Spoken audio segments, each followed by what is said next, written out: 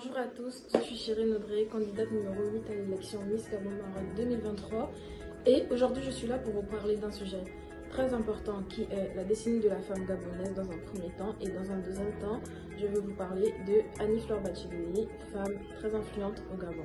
Avant d'aborder le thème relatif à la décennie de la femme, il est important de donner une définition à celle-ci. Alors la décennie de la femme fait référence à une période de 10 ans consacrée à la promotion des droits et à l'autonomisation des femmes à l'échelle mondiale.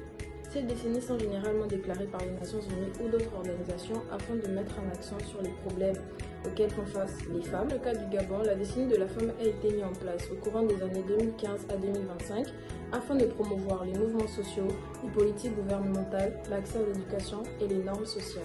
Un des progrès marquants est l'augmentation du taux de femmes occupant des postes de responsabilité dans le gouvernement et le secteur privé et aussi l'adaptation des nouvelles lois visant à protéger les droits de la femme. Nous pouvons citer quelques exemples de femmes ayant des postes de responsabilité dans le gouvernement.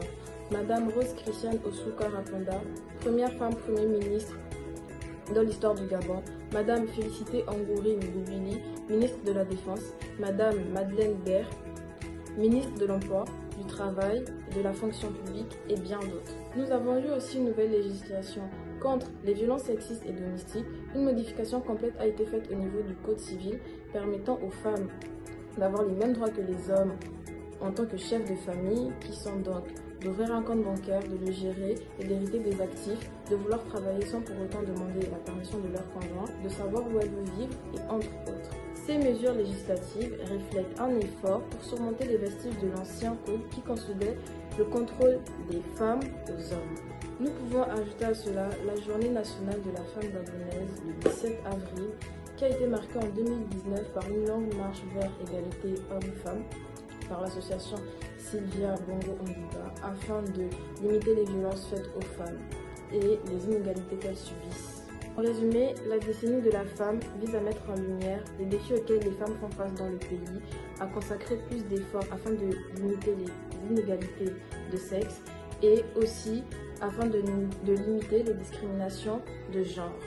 Dès à présent, nous allons parler de la vie d'Annie-Fleur Bathily. Annie-Fleur Bathily est une chanteuse, musicienne, compositrice gabonaise à l'histoire atypique. C'est une figure emblématique de la musique gabonaise par ses répertoires variés. Elle nous propose donc du jazz, de la musique traditionnelle et même du blues. Elle est née le 10 avril 1967 à Chibonga, au sud-ouest du pays. Elle est de langue maternelle Pounou et elle a grandi aux côtés de sa grand-mère qui lui a transmis l'amour pour le chant alors qu'elle pensait s'orienter vers la mécanique automobile. Femme mariée, mère de 3 enfants, est une inlassable combattante de l'authenticité et de la diversité.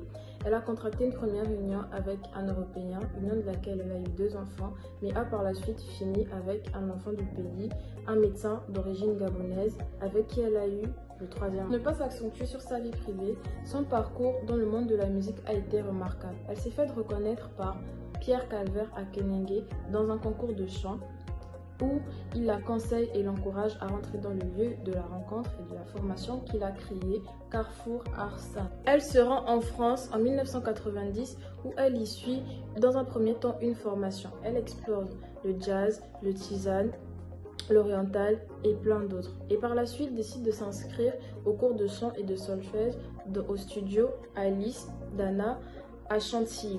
Elle trouve ensuite différents engagements dans des chœurs et réalise par la suite un duo avec le chanteur québécois Mario Chénard. Elle sort son premier album en 1997, L'Afrique Mantois. Elle associe dans ses créations les traditions qui lui ont été transmises, le jazz et le blues. C'est ainsi qu'elle se produit au festival Rhino Jazz en 1999 en compagnie de Carlos Rizzo. En 2002, elle reçoit le titre de meilleur espoir féminin au Cora Awards. Ses prises de position lors des élections présidentielles en 2009 lui ont coûté l'interdiction de concerts et de diffusion de ses sons sur les chaînes nationales. Mais elle revient en concert au Gabon en 2015. Pour finir, cette grande dame, Annie-Fleur Bathily, a très bien marqué son empreinte dans le milieu de la musique à l'échelle nationale comme à l'échelle internationale. J'espère que le contenu de la vidéo vous aura plu et qu'elle vous a aidé à vous informer sur tout ce qui a été dit. Merci de m'avoir écouté.